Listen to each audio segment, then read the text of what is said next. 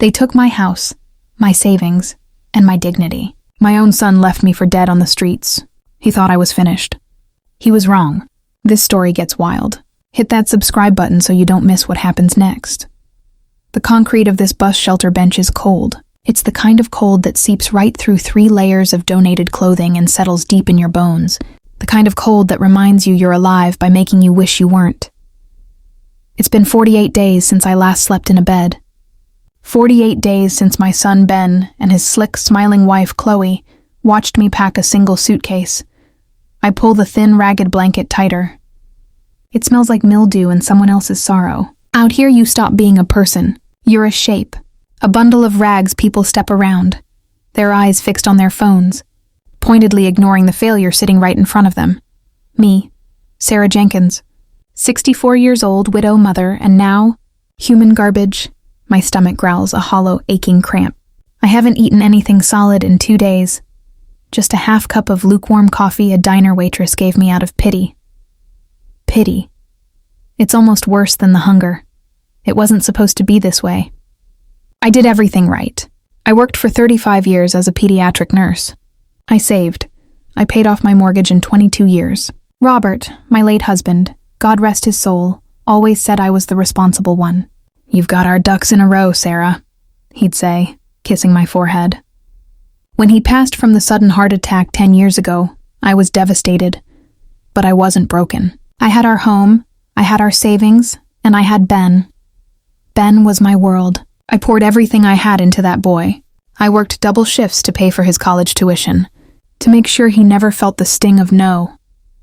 I was so proud when he graduated, so proud when he got that fancy marketing job downtown, and then, 2 years ago, he brought home Chloe. She walked into my tidy, comfortable brick row house like she was inspecting it, all sharp angles, expensive perfume, and a smile that never ever reached her cold, calculating eyes. She called me ma'am at first, then sweetie, which felt even more insulting. Ben was head over heels, completely snowed by her. He couldn't see the way her eyes lingered on my antique furniture, or the way she'd ask casual questions about my pension. The visits started getting weird. They stopped being about family dinners and started feeling like appraisals. This is such a big house for just one person. "Sarah?" Chloe would coo, running a perfectly manicured finger along my cherrywood dining table. "All this upkeep. You must be exhausted." "I'm managing just fine, dear," I'd say, forcing a smile. Then Ben started in. "Ma, Chloe's right. You're not getting any younger. We've been thinking, what if we helped you manage your assets? You know, protect them for your future." "Protect them from what?" I'd asked, confused. "Anything, Ma." "Taxes, medical bills, life. It's complicated. Chloe knows this great financial advisor. It's all about planning. I resisted for months, but they were relentless. They'd show up with binders, charts, and concerned faces. They used words like probate, estate planning, and living trust. They made it sound like they were doing me a favor, like they were saving me from some invisible financial cliff. The advisor they brought over was just as slick as Chloe, all expensive suit and snake oil charm. The day I signed the papers is a blur of shame. Ben had his arm around me. "It's just a formality, Ma. This just adds me and Chloe to the house deed as co-trustees. It means if anything happens to you, we can take care of things without the government getting in the way. It protects you." I trusted him. He was my son, my only son. My hand shook, but I signed where he pointed. I signed away my life. That was 6 months ago. 3 months later, the for sale sign went up on my lawn. "What is this, Ben?" I yelled, the phone shaking in my hand. "Calm down, Ma. It's an opportunity. The market is insane right now. We're cashing out, moving to a better district. We found a great condo for you. It's just smaller." "You're selling my house?" "It's our house now, technically." Chloe's voice cut in on the speakerphone. "And the trust gives us managing control." "Read the fine print, Sarah. It's just business." The smaller condo never materialized. They sold my home of 40 years in 2 weeks. They cleared out my savings account, the one Ben just needed to be added to for emergencies. When I showed up at their new, gleaming high-rise apartment, frantic and confused, Ben wouldn't even let me pass the lobby. He came down, his face a cold mask I didn't recognize. "Ma, you're making a scene," he said. his voice low and hard. Ben, please, where is my money? Where am I supposed to go? You took everything. We didn't take anything, he hissed, glancing at the doorman. We managed it. It was a bad investment. The new venture? It didn't pan out. The money's gone. All of it. Gone? My entire retirement? My house? Look, Ma, he said, taking a step back. I can't be on the hook for you forever. You're a grown woman. You'll have to figure it out. Chloe is pregnant. I have my own family to think about now. Figure it out. That's how I ended up here. The shelters are full. The nights are getting longer. I've sold my wedding ring for $20 just to eat. I've learned which dumpsters the bakeries use. I've learned how to make myself invisible, how to fade into the gray urban landscape. I'm just another ghost haunting the sidewalks. A pair of bright headlights slices through the darkness, pulling right up to the curb in front of my bench. It's not a cop car. It's a black sedan, long and impossibly clean. It looks expensive, stupidly expensive. It just sits there, motor humming. I shrink back, pulling the blanket over my head. People like me are targets. A rear door opens. A man in a dark tailored overcoat steps out. He's not a cop. He looks like the men in those lawyer shows. He adjusts his tie and looks directly at me. Mrs. Sarah Jenkins? He calls out. His voice is deep, professional. My heart hammers against my ribs. Cops I can handle. This is different. I stay silent, frozen. He takes a few steps closer. I can smell the faint, clean scent of his cologne. It smells like money. Mrs. Jenkins, please. I'm not here to hurt you. My name is Arthur Harrison. I'm an attorney with the firm of Harrison, Blackwood, and Associates. I've been looking for you for over a month. I lower the blanket just enough to stare at him. I don't have any money. If you're here about debt, they took it all. My son. I'm not here to collect anything, Mrs. Jenkins, he says, his voice surprisingly gentle. I'm here about an inheritance. I represent the estate of your late cousin, Walter Bishop. The name hits me like a freight train. Walter. My mother's sister's son. Walter. The weird, quiet cousin I hadn't seen since a family picnic in 1985. The one who moved to California to get into computers and was never heard from again. Walter? He's dead? I'm afraid so. 6 months ago, Mr. Harrison says. He holds out a gloved hand. He passed away, Mrs. Jenkins, and he appears to have left you. Well, frankly, he's left you everything. But there are conditions. We urgently need to talk. Somewhere warm. He gestures to the open car door. Inside, I can see plush leather seats and the glow of a warm dashboard. Everything. I look at the lawyer. I look at the warm car. I look down at my hands, chapped and black with grime. This has to be a joke. A cruel, elaborate prank. People like me don't hit the jackpot. People like me just freeze to death on benches. You've got the wrong person. I whisper, my voice cracking. No, ma'am, the lawyer says, his gaze steady. I have exactly the right person. Walter was very specific. Now please, Mrs. Jenkins, get in the car. Our work is just beginning. I must have looked like a wild animal. My eyes darted from the lawyer, Arthur Harrison, to the open car door, to the dark, wet street that had been my bedroom. Every instinct screamed trap. People with clean cars and expensive suits didn't talk to women like me unless they were cops or con artists. And I had nothing left to con. Please, Mrs. Jenkins. It's freezing, Harrison said, his voice laced with an urgent patience. I can explain everything. I have identification. I have documents. I can't do it out here. My stomach made the decision for me. It gave a vicious, painful twist that buckled my knees. The idea of somewhere warm was more powerful than my fear. I grabbed my one possession, a plastic grocery bag holding a half-empty water bottle and a pair of damp socks, and shuffled toward the car. The second I slid onto the leather seat, the warmth hit me. It was like sinking into a hot bath. The door closed with a heavy, satisfying thump, shutting out the world. The smell inside was overwhelming. It was the scent of clean leather and something faintly spicy. The smell of a life I hadn't just lost, but had forgotten existed.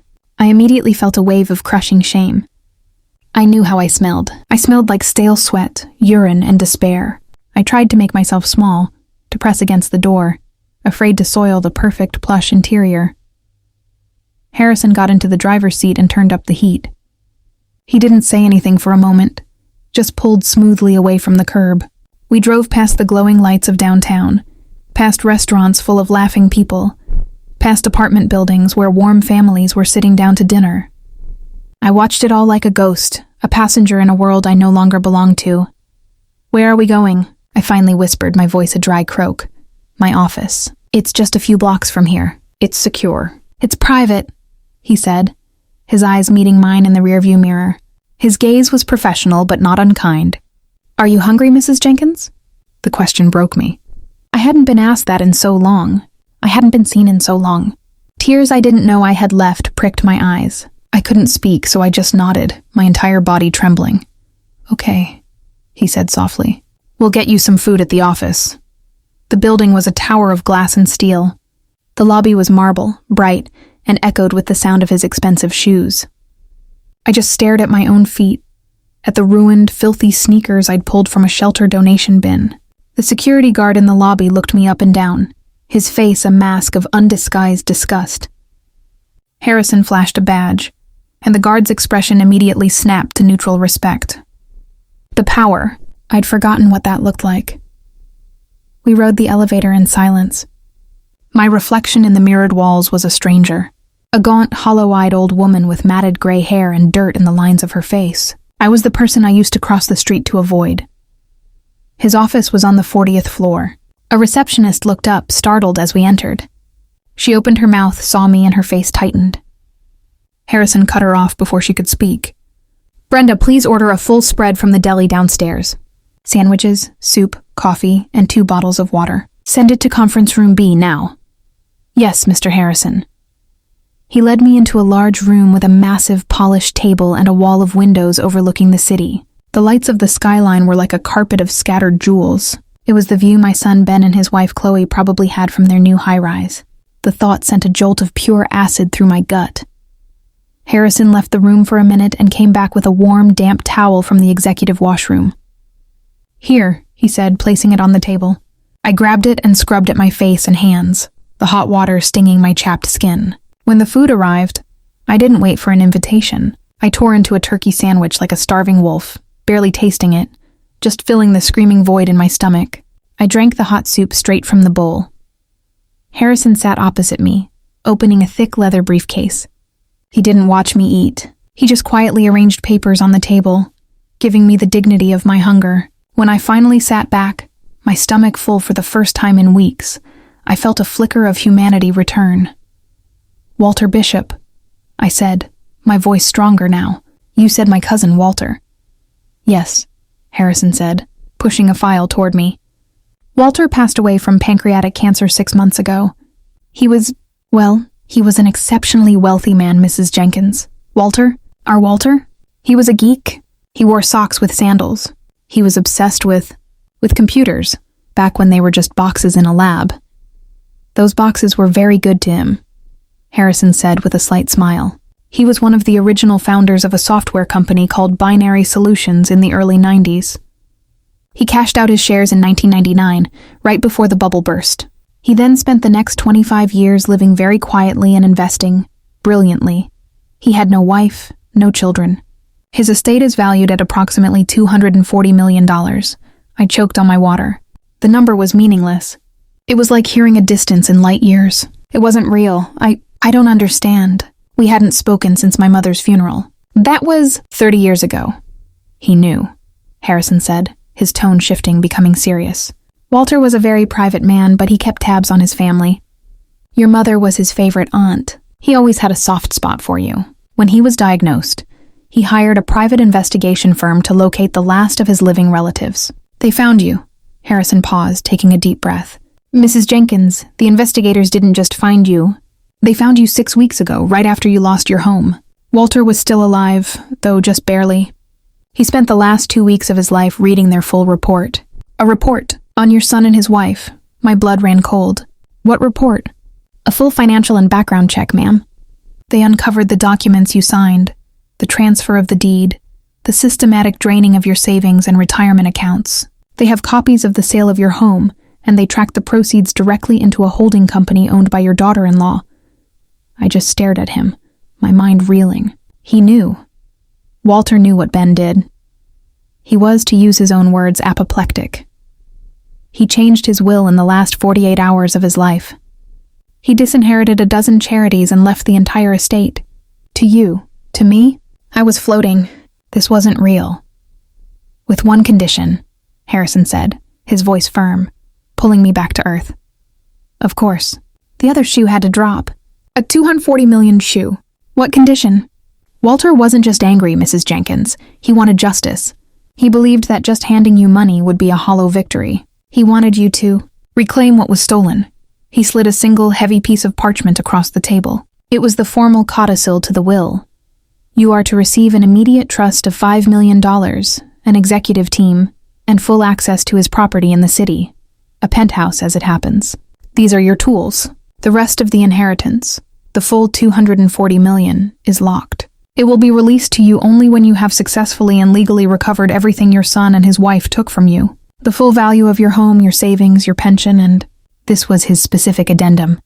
A full, written, and public apology from both of them. He leaned forward. You have 6 months, Mrs. Jenkins. 6 months to use Walter's resources to take your son to court, prove his fraud, and strip him of his assets until your original net worth is repaid in full. If you succeed, you are one of the richest women in the country. If you refuse or if you fail, the entire estate goes to the charities he originally named, and you are left with nothing. Not even the $5 million. I looked at Harrison. I looked at the legal document.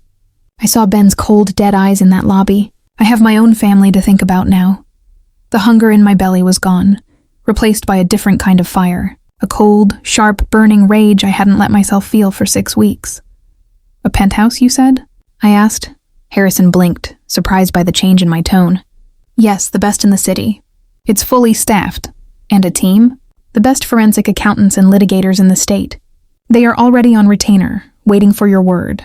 Walter called it the Justice Fund. I pushed the empty soup bowl away and folded my hands on the polished table. My hands were still filthy, my nails broken, but they weren't shaking anymore. Mr. Harrison, I said, my voice low and steady. Where do I sign? We have work to do.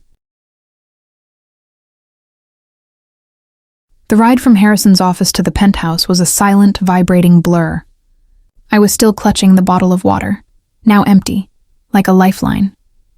I was stuffed with food, warm for the first time in months, and wrapped in a thick wool blanket someone had retrieved from a closet.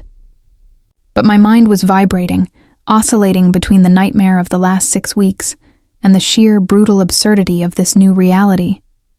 $240 million, a justice fund, an army of lawyers, all the brainchild of a quiet, geeky cousin I hadn't seen in 3 decades. We pulled into a subterranean garage, a place so clean it squeaked. It was filled with cars that looked more like spaceships, low, gleaming, and impossibly black. A private elevator opened directly into the apartment. The word apartment is a joke. It was a palace in the sky. When the doors slid open, I was met with a 2-story wall of glass. The entire city skyline glittered below us like a sea of diamonds. The floors were a dark, polished wood. The furniture was sparse, modern, and looked like it belonged in a museum. A woman in a crisp gray uniform stood waiting. She looked to be in her 50s, with kind eyes but a professional, no-nonsense mouth. Mrs. Jenkins, welcome, she said, her voice soft.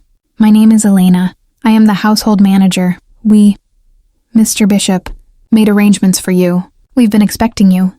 I just stared at her. I was still wearing the filthy, oversized coat and the ruined sneakers. I was a piece of street trash, standing on a rug that probably cost more than my old house. Mrs. Jenkins, Harrison said, placing a gentle hand on my arm. This is your home now. Elena will take care of everything you need tonight. My office will send a car for you at 10 a.m. tomorrow. We'll meet the team. He handed me a slim, heavy cell phone, still in its box. A new number, completely secure. Mine is the only number in it. Call if you need anything, day or night. He nodded to Elena, and then he was gone, the elevator doors hissing shut, leaving me alone with this strange woman in this impossible place. Mrs. Jenkins, Elena said, would you like a tour or would you prefer to? She looked at me, really looked at me, and her professional mask softened with a flicker of human understanding. The master bath is prepared for you, and I've laid out some comfortable clothing. We can worry about the rest tomorrow. I nodded, mute. She led me down a long hall into a bedroom that was bigger than my entire first apartment. The bed was the size of a small country, piled with white linens that looked like clouds. But the bathroom?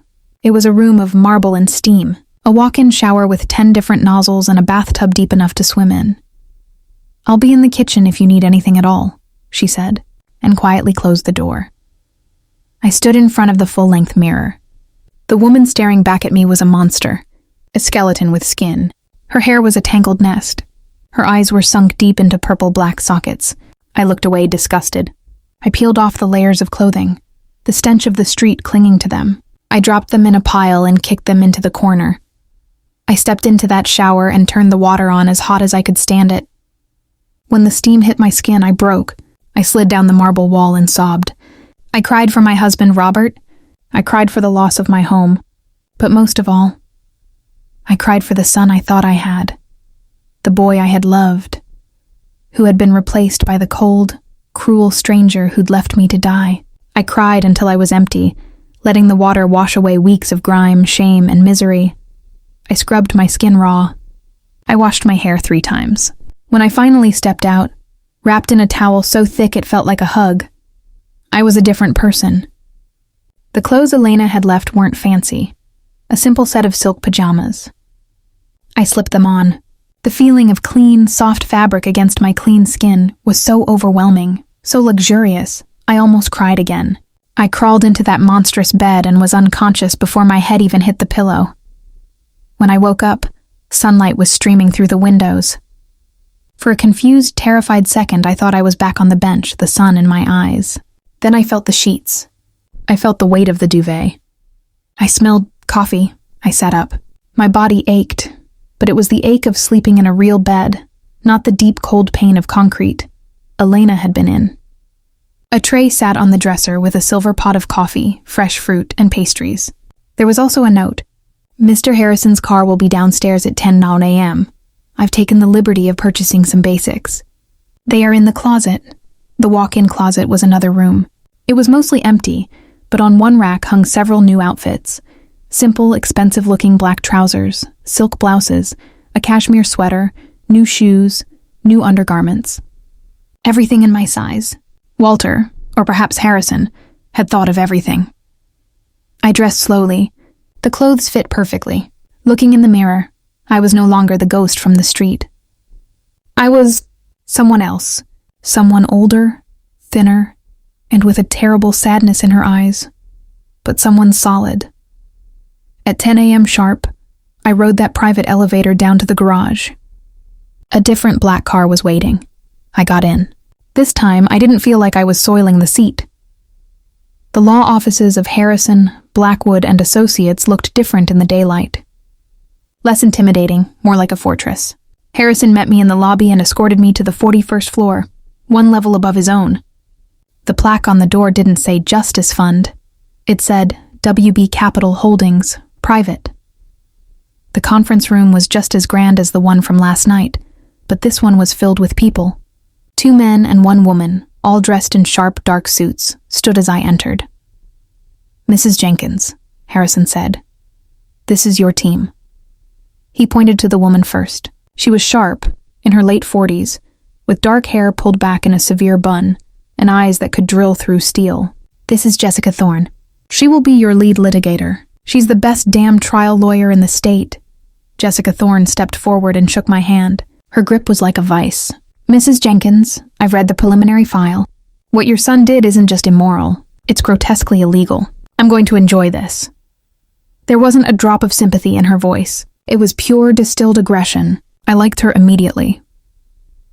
This, Harrison said, gesturing to a younger, intense-looking man who was already tapping away at a laptop, is Marcus Cole. He's our forensic accountant. If your son spent a dime of your money, Marcus will find out where, when, and how. Marcus nodded, not looking up. He was sloppy. The holding company Chloe set up. It's amateur hour. They're arrogant. They think they're smarter than they are. They're not. And this, Harrison said, is Mike Rinaldi. Mike handles logistics and private investigation. He and his team gathered the initial report for Mr. Bishop. Rinaldi was the opposite of the other two. He looked like a retired linebacker, friendly, almost jovial. But when his eyes met mine, they were flat and cold. "They're living large, Mrs. Jenkins. Bought a new penthouse in the Azure building. 2 new cars. A Porsche for him, a Range Rover for her. She's been shopping on your dime. Chanel, Gucci, they're burning through it." "Good," I said, my voice surprising me with its lack of emotion. "Let them." I took the seat at the head of the table. They all looked at me, waiting. The transition was complete. The grieving mother was gone. The street ghost was gone. "What's the first step, Ms. Thorne?" Jessica smiled, a thin, dangerous expression. "We have 2 options. We can go in quiet, serve them, and start a long, protracted discovery process. Or we can go in loud. We've compiled enough evidence of active fraud and asset liquidation to petition a judge for an ex parte emergency injunction. We can freeze everything they own, their bank accounts, their credit cards, the deeds to the new condo. We can even move to repossess the cars." "Ex parte?" I asked. "They won't know it's happening until it's done," Harrison clarified. "The hearing is with the judge in private, just us. We present the evidence of their fraud and the risk of them moving the assets offshore. By the time they wake up tomorrow, their world will be frozen solid." I thought of Ben's face in the lobby. I have my own family to think about now. I thought of Chloe's smirk as she watched me pack my single bag. I thought of the cold concrete bench and the smell of the dumpster. "Do it," I said. "Freeze them. Freeze them so hard they can't buy a cup of coffee. I want them to feel, just for a second, what it feels like to have nothing. I want them to wake up tomorrow morning and find out what rock bottom really looks like." Jessica Thorne's smile widened. "Marcus, file the petition. Mike, have your men ready to serve the banks and the repo orders. We go to the judge this afternoon." The meeting ended as clinically as it began. Jessica Thorne gathered her papers with a sharp snap. Marcus Cole was already typing furiously, his fingers a blur, initiating the digital avalanche. Mike Rinaldi just gave me a single, appreciative nod before slipping out of the room, presumably to dispatch his army of repo men and process servers. "It's in motion," Harrison said, his voice a low, steady rumble. "I'll be in chambers with Judge Miller by 3 p.m. You'll have an answer before dinner." I just nodded. I felt nothing. Not joy, not fear, not even excitement. Just a profound, icy calm. The starving, terrified animal on the bus bench was gone. The woman who signed away her life because she was too tired to fight was gone. In their place was something new, something forged in the cold and hammered into shape by betrayal. I was, a machine built for a single purpose, to take back what was mine. The car ride back to the penthouse was different. This time, I saw the city.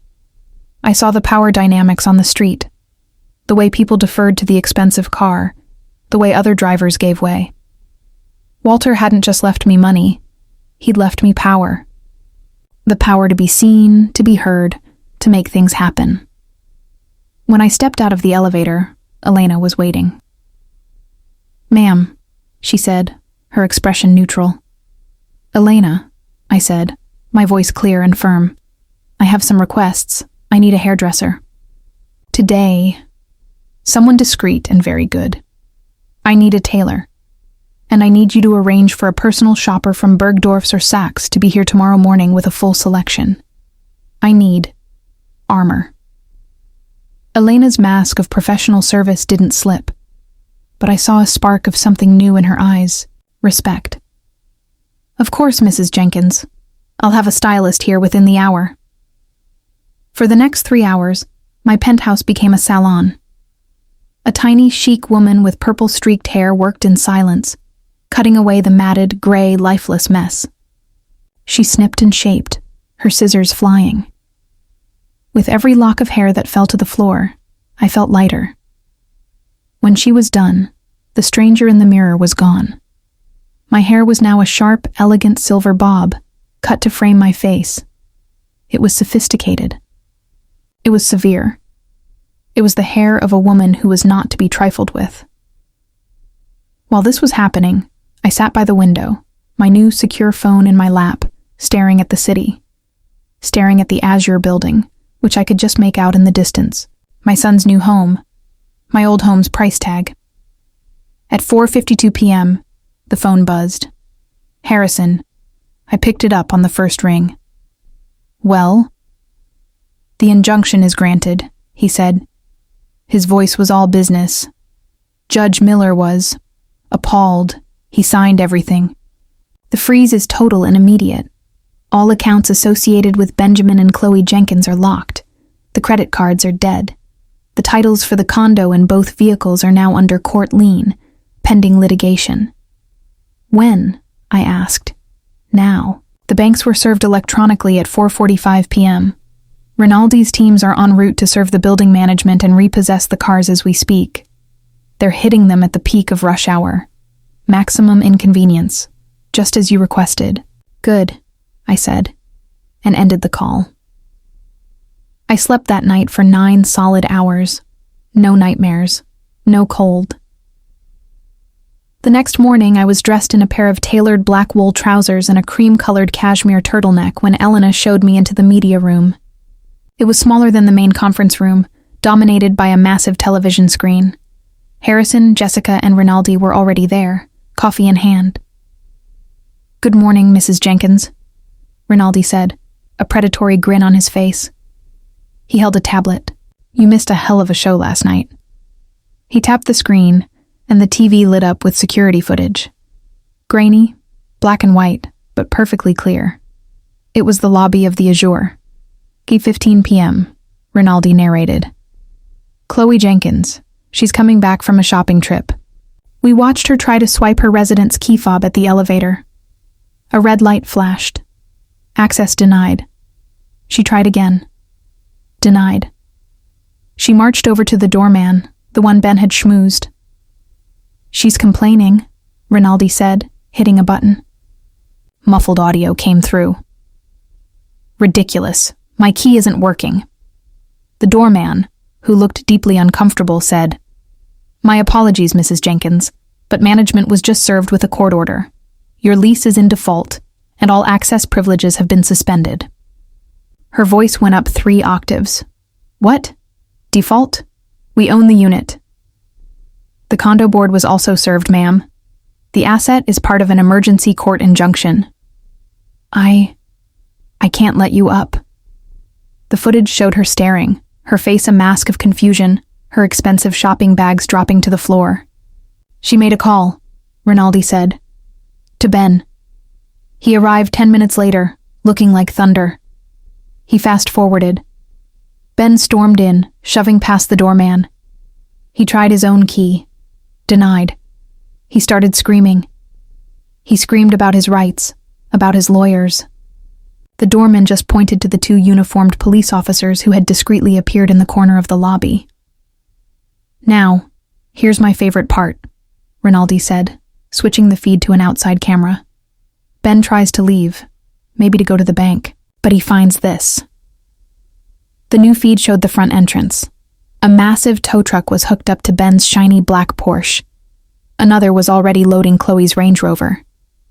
"No!" Ben's voice was a clear shriek on the audio. He ran at the tow truck driver, who just held up a thick packet of papers, the court order. Ben tore the papers from his hand. We watched him read the first page, watched the color drain from his face, watched him stumble back, his hand going to his mouth. "He tried his credit cards right there," Rinaldi said, clearly enjoying himself. "At the automated parking garage kiosk. Declined, declined, declined. He tried to pull cash from the lobby ATM. Account frozen. He tried to call his bank. They wouldn't put him through to a manager. They were locked out. Their cars were gone. Their money was gone.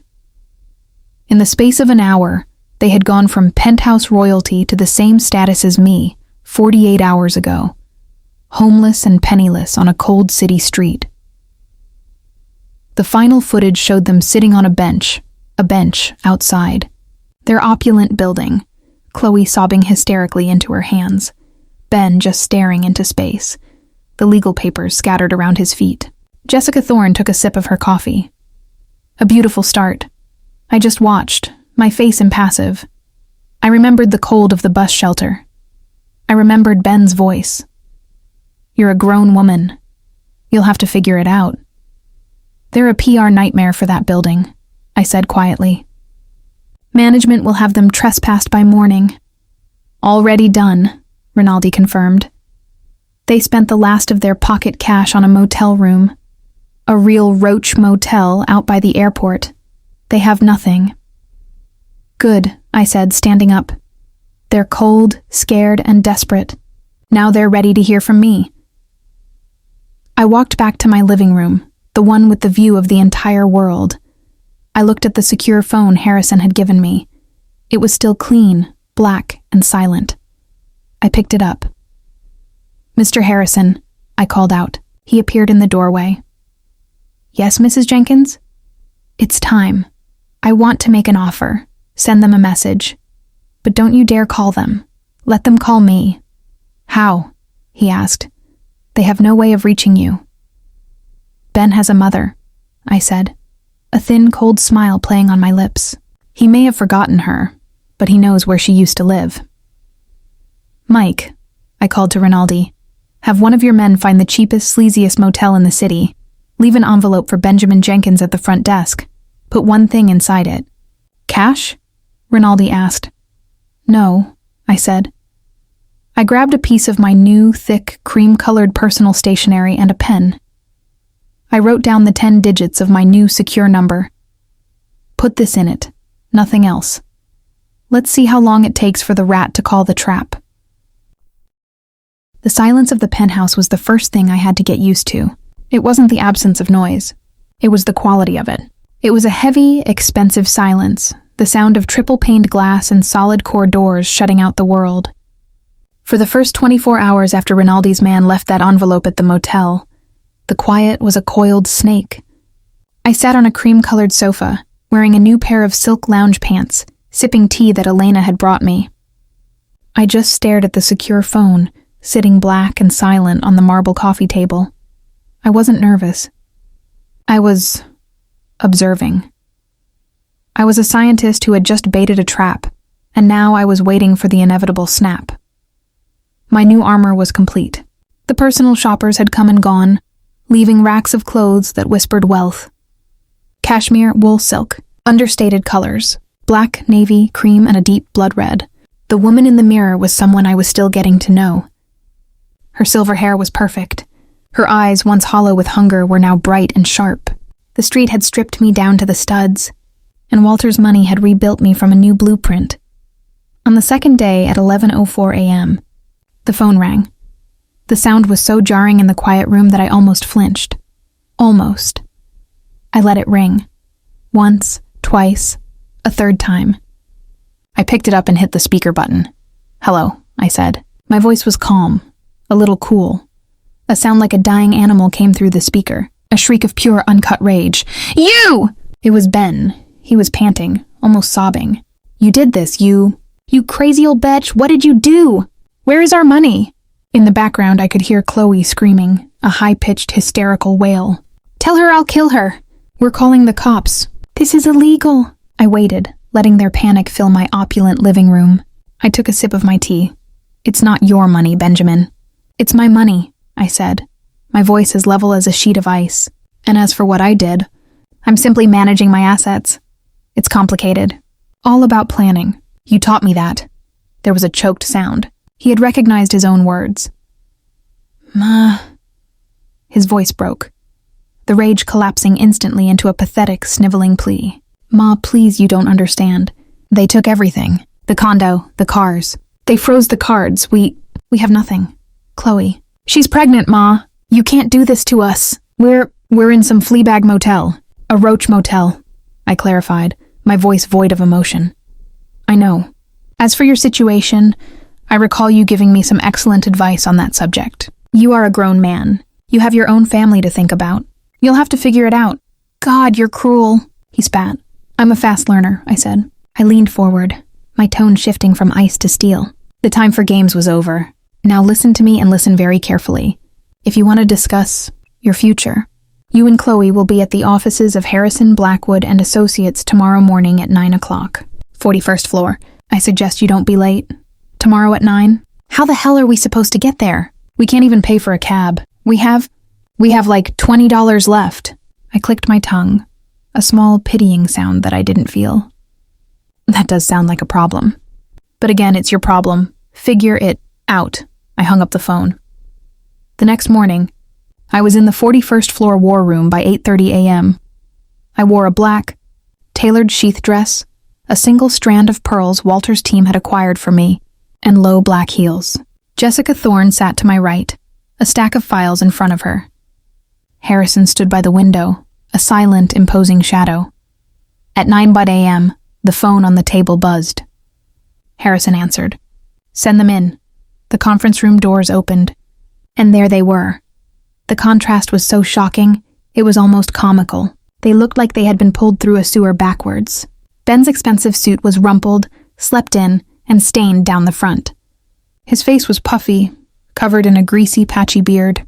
His eyes were bloodshot and darted around the room like a cornered rat. But Chloe was the masterpiece. Her perfect blonde highlighted hair was a tangled, greasy nest. Her designer outfit was creased and filthy. Her makeup was gone, her face blotchy and swollen from crying. She was trembling, either from rage or withdrawal from her high-end lifestyle. They both smelled awful, a mixture of cheap motel soap, sweat, and pure unfiltered desperation.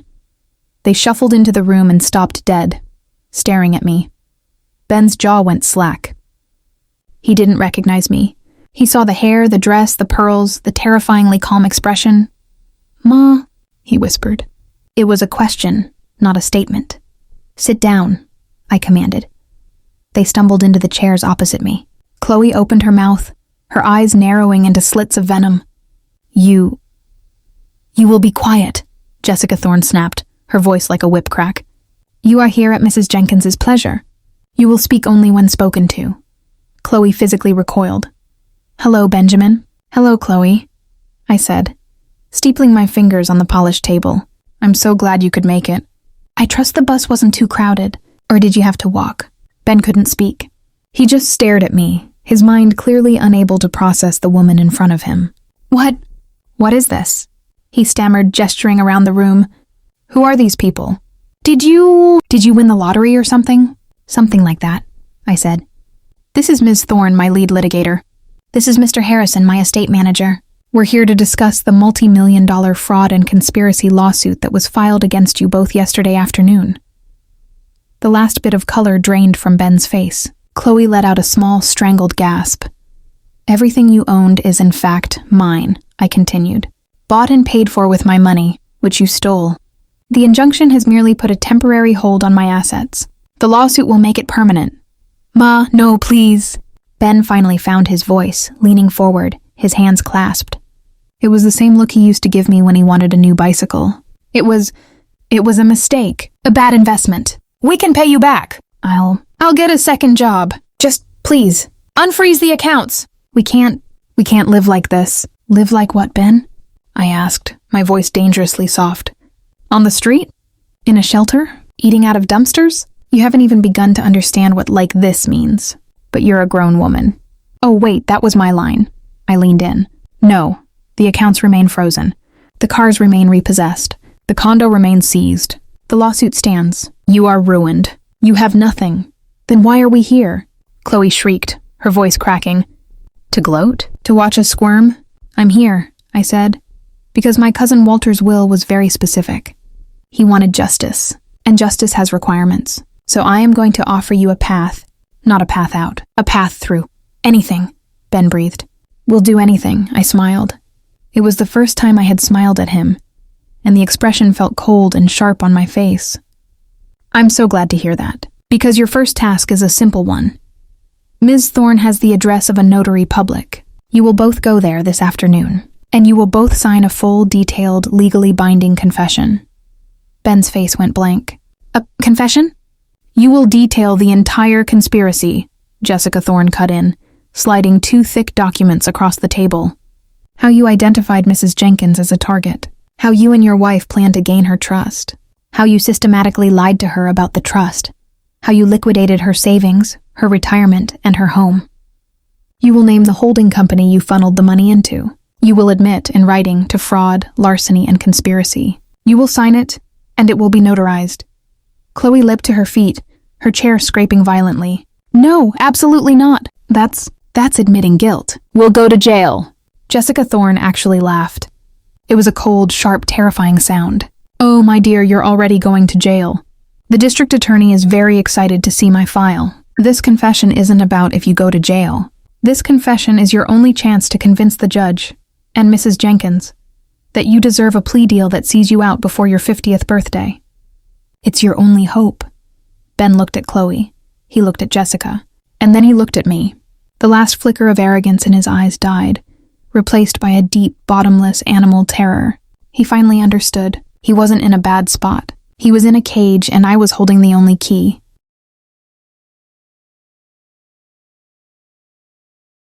Chloe's shriek of "no" echoed in the soundproofed room. She was on her feet, vibrating with a feral, cornered animal rage. You can't make us.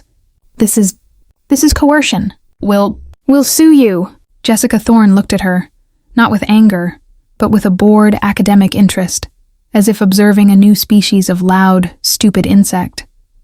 Sue us? Jessica repeated, her voice dripping with amusement. With what exactly? Your good looks? You have no money. You have no assets. You have no standing. The only thing you have, Ms. Jenkins, is a rapidly approaching due date and a one-way ticket to a state penitentiary. She leaned back in her chair. Let me paint a picture for you, since you seem to be a visual learner. You don't sign this. We go to trial. It won't be a long trial. My intern could win this case. The jury will hate you. I'll make sure of it. I'll put your mother-in-law on the stand, the woman you left on a park bench. I'll show them the receipts from Chanel. The jury will crucify you. The judge will give you the maximum sentence for felony fraud and financial elder abuse. 10 to 15 years minimum. Chloe's face was white, but she was still defiant. I'm not finished, Jessica snapped. You'll be remanded immediately. You'll spend the last 2 months of your pregnancy in a county jail. You'll give birth in a prison hospital, cuffed to the bed. The state will take custody of your child before you're even discharged. That baby will be in the foster system before you're transferred upstate. You will never see it again. That, or you sign this paper. Your choice. That was the kill shot. The mention of the baby, of the reality of it, shattered Chloe's last defense. A sound, a low, guttural wail, tore out of her throat. She collapsed back into her chair, her body folding in on itself, her hands protectively, uselessly, covering her stomach. She was broken. Ben had been silent this whole time, his face a mottled gray. He looked like a man who had just watched his own execution. He stared at me, his eyes empty of everything. No hate, no anger, just a vast, hollow void. You would do that? He whispered. To your own grandchild? I met his gaze. The last flicker of the mother I had been.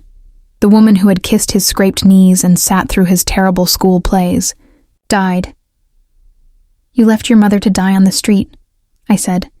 My voice as cold and quiet as the grave. You don't get to talk to me about family. You don't get to use that word. This is a transaction. You are a bad investment I am finally correcting.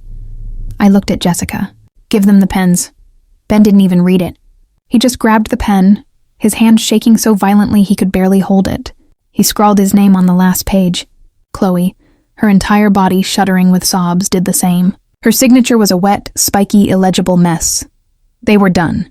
They looked up, expecting, what, for us to let them go? For Harrison to slide a $20 bill across the table for bus fare? Good, I said, taking a sip of the ice water Elena had placed by my side. That's the first step. Ben's head snapped up. First? What? What else is there? The confession, I said, is for the DA. That's between you and the law. That just saves the state the cost of a trial and, as Ms. Thorne so beautifully articulated, might get you out of prison before you're my age. But that does nothing for me. That doesn't fulfill Walter's condition. What condition? Chloe spat, her voice thick with snot and tears.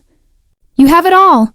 You have the money, the confessions, everything. What more could you possibly want?